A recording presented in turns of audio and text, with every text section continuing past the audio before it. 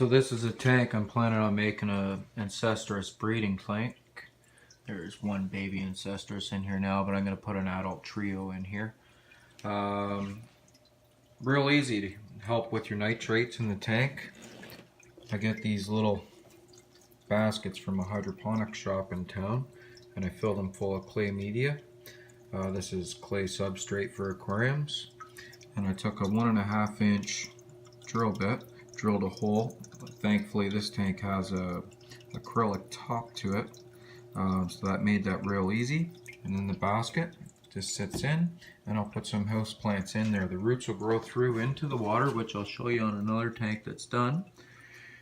And it helps remove excess nutrients and nitrates from your tank. It'll help your tank be much healthier. Just the light from the window will be enough. I'm going to use spider plants due to the fact I have a lot of them. So I'll show you next where I get my house plants to do this. This is where my house plants come from in my kitchen area here. I just have a small townhouse I live in. I have very prolific spider plants, and I just take the babies right off of here. See some nice ones down here, and then I put them in the gravel. I'm going to go ahead and pick a few babies to put in that basket. The other one I have is pothos, but I don't have a whole lot of that. It's just growing out.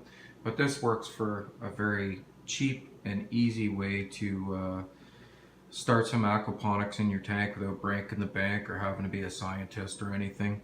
And I will show you a couple other ideas for some aquaponics in your tanks when I show you these in that tank upstairs that we were talking about. So I selected these two spider plant babies here. As you can see, they already have roots on them. That was just hanging off the plant. So I'll take these and put them into the clay media in the little basket there, and I'll show you on another tank what they look like in a very short amount of time. So that's all you have to do there, and within no time roots will be flying right through the water, coming out the bottom side of the basket. The neutral clay pellets in there seem to wick the water up, so even the top of the clay up here is moist, and these plants will just take off. So this is an established incestuous breeding tank downstairs. These are very, very messy fish. They create a lot of waste. There's a big male right there. So little extra help is quite often needed. I have this on a 4-foot rack with some other tanks on it. And what I have in the back, I just have a Costco 4-foot LED light. I took the cover off for more light, and spider plants in the back. And if you look inside the tank, the roots come right into the water. They love it, and they help out a lot with excess nutrients and nitrates.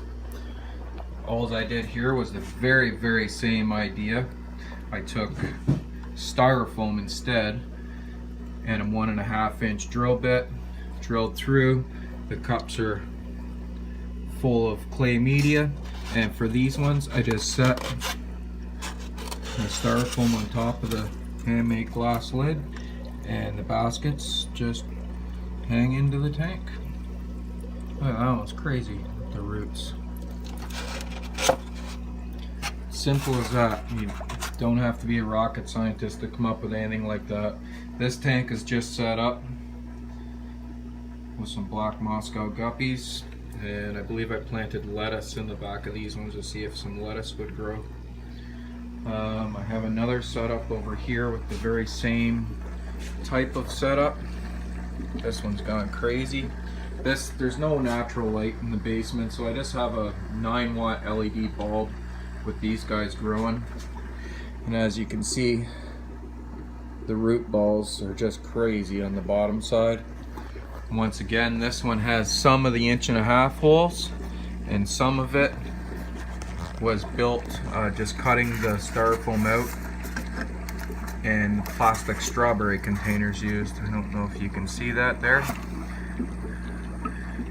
And the plants just go crazy. Very, very simple aquaponics.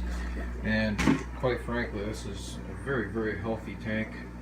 extremely healthy tank, and I think it definitely benefits from these plants being in there.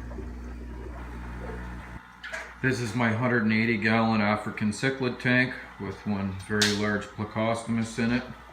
Again, very messy tank, very, very messy. I have 4 different types of filtration on this tank, and one of them is an aquaponics system. For this one I did quite a while ago, and I just transferred it to this tank and kind of started it over again.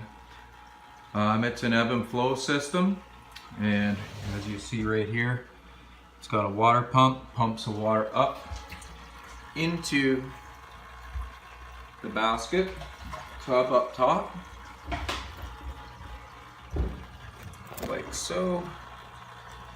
Water goes in through the clay media, and the plants grow in it. A little bit of everything, and I'm trying to start some basil there. There's the bell siphon that I used to get this started, and that just keeps water flowing right through there and comes out back into the tank here. All this clay media up here harbors beneficial bacteria for the fish tank. This is like a big sump. The clay pellets,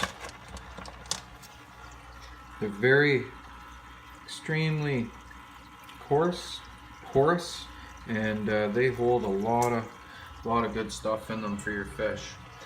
So I believe this helps out a lot. And this one was built, the lighting for it is just 4 9-watt LED daylight light bulbs.